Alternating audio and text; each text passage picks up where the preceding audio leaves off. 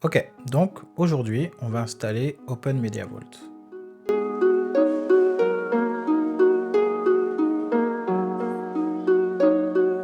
Open Media Vault, c'est un système d'exploitation pour mettre facilement en place un NAS, donc Network Attached Storage, sur un serveur ou là, ce qu'on va faire aujourd'hui, sur une machine virtuelle. Comparé à d'autres systèmes d'exploitation pour mettre en place des NAS, comme TrueNAS ou Unraid, Open Media Vault est 100% open source et ça nous laisse aussi une certaine flexibilité en dehors de l'interface web d'administration pour faire des choses directement sur le serveur en ligne de commande comme sur un serveur Linux classique. Et c'est ce qu'on va faire plus tard dans d'autres tutoriels avec par exemple Docker. Donc pour commencer à installer Open Media Vault, donc comme n'importe quelle distribution Linux, il faut le télécharger, donc télécharger un ISO.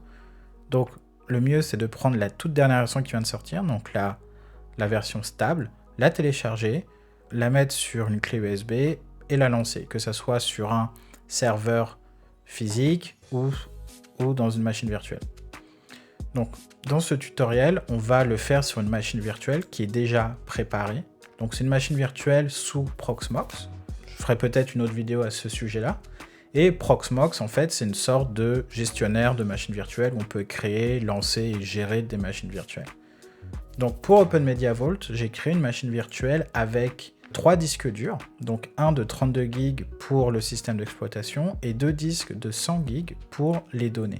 Ces 2 disques de 100 GB vont être configurés après l'installation d'Open Media Vault. Ils vont être configurés en mode RAID 1 pour la haute disponibilité des données. Donc cette machine virtuelle a 4 GB de RAM et 4 CPU. Donc on a déjà mis dans le lecteur DVD virtuel, on a déjà mis l'ISO de Open Media Vault. Donc là maintenant il n'y a plus qu'à lancer la machine virtuelle. Donc on peut accéder à la console. Et là maintenant on va simplement lancer l'installation. Donc comme ça va être une installation classique comme n'importe quel système d'exploitation Linux. Donc on choisit la langue, on met le pays où on est, on choisit le clavier, donc moi j'ai un clavier QWERTY, donc je vais partir clavier américain, et donc on va faire l'installation totalement classique. Donc pendant l'installation, ça va nous demander donc le hostname de la machine, donc moi je vais mettre OVM pour Open Media Vault. Le domaine name on le laisse comme il est, et maintenant on va mettre le mot de passe du compte root. Donc c'est le mot de passe qui va nous permettre d'accéder en SSH à la machine. L'interface web d'administration utilisera un autre compte. Donc vous mettez le mot de passe que vous voulez. Il faudrait que ça soit un mot de passe assez sécurisé, puisque le compte root, c'est le compte qui a tous les droits d'administration sur le serveur Linux. Donc vous choisissez votre time zone, dépendamment où vous êtes dans le monde. Donc là, l'installeur a vu qu'il y avait plusieurs disques, c'est normal, puisqu'on a 3 disques. Donc on va juste installer sur le premier disque donc de 34 GB. Et on va laisser l'installation se faire.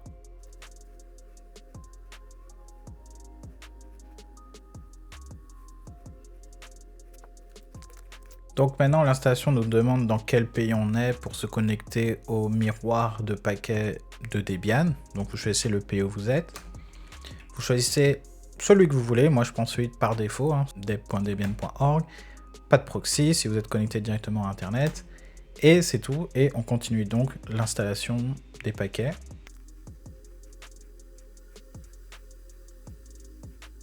Donc maintenant l'installation est terminée, il n'y a plus qu'à cliquer sur Continue et le serveur va redémarrer automatiquement.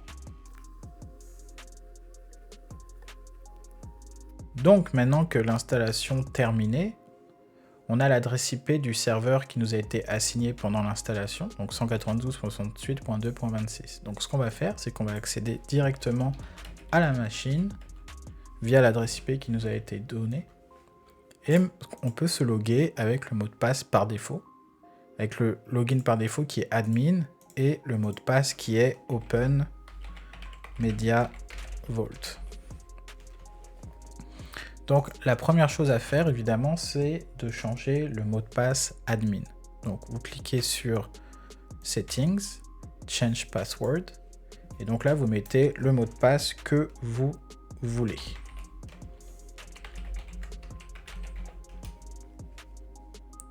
Voilà. Une fois le mot de passe mis, vous pouvez commencer à travailler dans Open Media Vault. Vous pouvez aussi changer la langue si vous avez des problèmes avec l'anglais. Vous pouvez le mettre en français ici. Donc là, vous pouvez mettre l'interface web en français. Donc, une fois que vous êtes dans l'interface web, on va commencer par formater et créer le disque RAID pour stocker nos données. Donc, on a deux disques de 1 gig. Donc, si vous allez dans disque, vous voyez qu'on a nos deux disques de 100 gigs, excusez-moi, qui sont ici. Donc, le disque de 32 gigs, c'est celui qui a été mis en place et sur lequel on a installé Open Media Vault. Donc, nous allons utiliser ces deux disques pour créer un RAID 1. Donc, on clique sur Gestion du RAID, le plus, Créer. On choisit RAID en mode miroir, qui équivaut donc au RAID 1. Et on sélectionne les deux disques. On fait Enregistrer. Et donc, le RAID est en train de se mettre en place. Il faut aussi appliquer au niveau de Open Media Vault pour confirmer les changements. Donc pendant que le RAID est en train de se mettre en place, on peut se connecter en SSH sur le serveur avec le compte root qui a été créé durant l'installation. Donc SSH root arrobas l'IP du serveur. On met donc le mot de passe et donc là, on a accès au serveur. Le RAID que Open Media Vault utilise, il utilise la fonctionnalité donc MDADM de Linux. Donc si vous faites cat/proc mdsstat, vous pouvez voir donc la synchronisation du RAID. Donc on va laisser le RAID se mettre en place, mais pendant ce temps-là, ce qu'on peut faire, c'est aller créer un système de fichiers pour pouvoir donc exploiter le RAID. Parce que là, en fait, on va avoir juste une nouvelle partition qui va être créée, qui va s'appeler dev.md0. Et cette partition-là, en fait, il faudra la formater pour pouvoir mettre des données dessus. Donc pour faire ça, il faut aller dans Système de fichiers. On fait plus, Créer. Et là, on choisit donc le disque. Donc là, vous voyez que le disque MD0 RAID 1 est ici. Donc il faut juste cliquer dessus et on fait enregistrer. Et donc là, un système de fichiers est créé. Et comme ça, on va pouvoir commencer à mettre des données sur notre disque RAID. Donc end of line, ça veut dire que c'est terminé. On fait fermer et on a notre système de fichiers. Donc, une fois que le système de fichiers est mis en place, on peut le monter donc pour pouvoir l'utiliser. Donc, après avoir créé le système de fichiers, on nous demande automatiquement si on veut le monter. Donc, on clique donc sur notre partition. On peut mettre un système d'alerte qui va nous dire si le disque est rempli à 85%, 90% ou 95%, même 80, 50, etc. que Open Media Vault nous envoie des alertes ou nous affiche une notification. Donc, nous, on va le mettre à 95%. Et on va enregistrer. Donc maintenant, on valide évidemment la config dans Open Media Vault. Donc là, on a bien la partition de 100 GB qui est affichée ici, qui est utilisée donc à 24 kilobits. Enfin, 40 maintenant. Donc si on se connecte en SSH sur le serveur et qu'on utilise la commande df-h, donc c'est pour voir les différentes partitions montées sur le système d'exploitation, là on voit qu'on a bien la partition MD0 qui fait 98 GB qui est montée dans SRV devdisk blablabla avec un UID auto-généré par Open Media Vault. Donc si on va dans ce dossier là, donc cd le nom du dossier, on peut voir qu'on a donc un disque vide, enfin avec des données de base, un disque vide que on va pouvoir commencer à mettre des données dedans. Donc pendant ce temps-là, le RAID, il doit bientôt être terminé. Donc là, il est à 50%. Une deuxième chose qu'on va faire, c'est de créer un utilisateur. Parce que pour l'instant, le seul utilisateur qui existe, c'est l'utilisateur root. Et ce n'est pas recommandé de tout faire en tant qu'utilisateur root. L'utilisateur root devrait être utilisé seulement pour faire de la gestion. De la gestion et de l'administration. Mais pour l'utilisation de tous les jours, c'est mieux d'utiliser un autre utilisateur. Donc, on va retourner en SSH sur le serveur. On va retourner à la racine. Et on va taper la commande add user. Et on va rajouter un utilisateur qu'on va appeler, dans mon cas, je vais l'appeler simplement Denis. Voilà. Ça nous demande de mettre un mot de passe, donc vous mettez le mot de passe que vous voulez pour cet utilisateur-là. De toute façon, on va devoir le changer après. Et tout le reste des informations, vous pouvez laisser vide, c'est vraiment pas utile. Et à la fin, on valide avec Yes. Maintenant, on retourne dans Open Media Vault. Et vous allez dans Utilisateur, Utilisateur. Et ici, vous voyez que Denis a été rajouté. Donc pour pouvoir l'utiliser et se connecter avec en SSH aussi, vous pouvez cliquer dessus, cliquer sur Modifier, et on va rajouter des différents groupes. Donc on va lui rajouter le groupe SSH pour qu'il puisse se connecter en SSH. SSH, voilà. On va lui rajouter aussi le groupe sudo pour qu'il puisse faire des commandes en tant que root aussi. Et on va aussi lui rajouter le groupe users, puisque c'est le groupe qui va nous permettre de faire des règles pour accéder au partage. Ici, voilà. Donc là, maintenant, on lui a rajouté les groupes SSH, sudo et users. Si on le fait enregistrer, ça ne va pas marcher. Voilà, on a une erreur 500 parce qu'il faut qu'on lui mette quand même un mot de passe. Donc on va pouvoir mettre un mot de passe, pouvoir mettre le même mot de passe que tout à l'heure ou un nouveau. Donc là, on va mettre un mot de passe et on va enregistrer. Donc maintenant qu'on a notre utilisateur Denis qui a été créé, on valide bien sûr avec Open Media Vault comme à chaque fois. Et maintenant, ce qu'on peut faire, c'est se déconnecter du compte root. Et maintenant, se connecter avec Denis. Donc SSH, Denis, arrobas, l'IP du serveur. Donc là, vous mettez le mot de passe que vous avez configuré pour l'utilisateur Denis. Et voilà.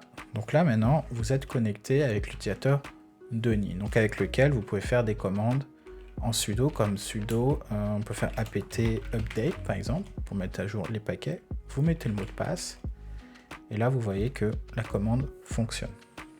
Maintenant, ce qu'on va faire, c'est que notre RAID doit être fini de synchroniser. Donc si on va dans stockage, gestion du RAID, non, il est toujours, il reste moins d'une minute, donc on va le laisser finir. En fait, non, on n'a même pas besoin de le laisser finir. On peut continuer maintenant et configurer un partage de type Samba pour accéder aux fichiers depuis là, notre machine Windows sur laquelle on est. Donc, il suffit d'aller dans Service, Samba, Paramètres, et on va activer Samba et faire enregistrer. Donc là, on enregistre, on applique, et là, le service Samba va s'installer. Donc une fois le service Samba installé, vous allez dans stockage, dossier partagé, et là on va créer un dossier partagé. Donc par exemple je vais l'appeler partage, tout simplement, que je vais mettre sur donc notre disque MD0. Donc le chemin va être partage, et ici en fait on va donner les droits. Donc par défaut c'est tous les administrateurs ont accès en lecture-écriture, tous les utilisateurs ont accès en lecture-écriture, et les autres utilisateurs ont accès en lecture seule. Moi, ce que je veux, c'est que les administrateurs et les utilisateurs puissent accéder, mais que personne d'autre. Donc les autres, on va leur donner pas d'accès. Donc ça va être celui-là, administrateur, utilisateur et autres, pas d'accès. Non, pardon, ça c'est lecture seule. Donc ça va être celui-là. Administrateur, lecture, écriture, utilisateur, lecture, écriture, et les autres, pas d'accès. On va choisir cet accès-là. Et là, on fait enregistrer. Là, on va valider ça avec Open Media Vault. Voilà. Appliquer et on confirme. Donc là, on a notre partage qui est mis en place. Donc maintenant, ce qu'on va faire, c'est qu'une fois qu'on a mis en place un dossier partagé, on va le partager avec Samba. Donc on retourne dans Service, on retourne dans Samba, et là, on clique sur Partage. Là, on fait Créer, et là, on choisit donc le dossier partagé qu'on vient de créer. On laisse toutes les autres options par défaut, parce que Navigable est déjà coché. On ne veut pas en lecture seule, puisque nous, on veut pouvoir y accéder. Et on clique sur Enregistrer. Le partage Samba a été créé, donc maintenant on peut appliquer encore une fois avec Open Media Vault. Et une fois que ça c'est fait, vous pouvez ouvrir votre explorateur de fichiers dans Windows, aller dans ce PC, faire un clic droit. Non. On est dans Windows 11, donc on va cliquer sur les 3 petits points en haut et faire Map Network Drive. Et ici, dans Folder, on va mettre le chemin du partage. Donc c'est double 2/ inversé, 192.168.2.26 qui est le nom du serveur, / partage. On fait Finish. Et là maintenant, ça nous demande le nom d'utilisateur et mot de passe. Donc on va utiliser le compte qu'on a créé, qui est le compte Denis. Donc Denis, avec son mot de passe. Et vous cliquez sur Remember My Credential, ou se souvenir de mes identifiants, pour ne pas avoir besoin de se reconnecter à chaque fois qu'on veut utiliser le partage. Donc on clique sur, on coche, on clique sur OK, et là on voit que on est rentré dans le partage. Si on retourne dans ce PC, on voit que le partage a été créé ici. Donc là, si on va dedans et qu'on crée un dossier, New, on va créer un nouveau dossier, par exemple, qu'on va appeler nouveau dossier, par exemple. Non, on va juste appeler dossier. Et dedans, on va créer un fichier qu'on va appeler juste un fichier, voilà. Fichier.txt. Voilà. Donc, si on retourne dans notre connexion SSH avec l'utilisateur Denis, si on refait un df-h et qu'on va dans le dossier qui est partagé, donc CD, on va dans le disque, et dans le disque, en fait, on a un dossier partage qui a été créé. Donc si on va dans ce dossier partage, vous voyez que le dossier a été créé, et si on rentre dans ce dossier, si on rentre dans ce dossier, c'est un D majuscule, on peut voir que le fichier a été créé. Et si on regarde les permissions sur ce fichier-là, on voit qu'il appartient bien à Denis et au groupe Users. Voilà ce qui met fin à la vidéo. Pour résumer, on a installé Open Media Vault, on a configuré un RAID et un partage Samba, plus un utilisateur pour accéder à ce partage Samba sur un poste Windows. Si vous voulez suivre l'évolution de ce serveur, n'hésitez pas à vous abonner. À la prochaine!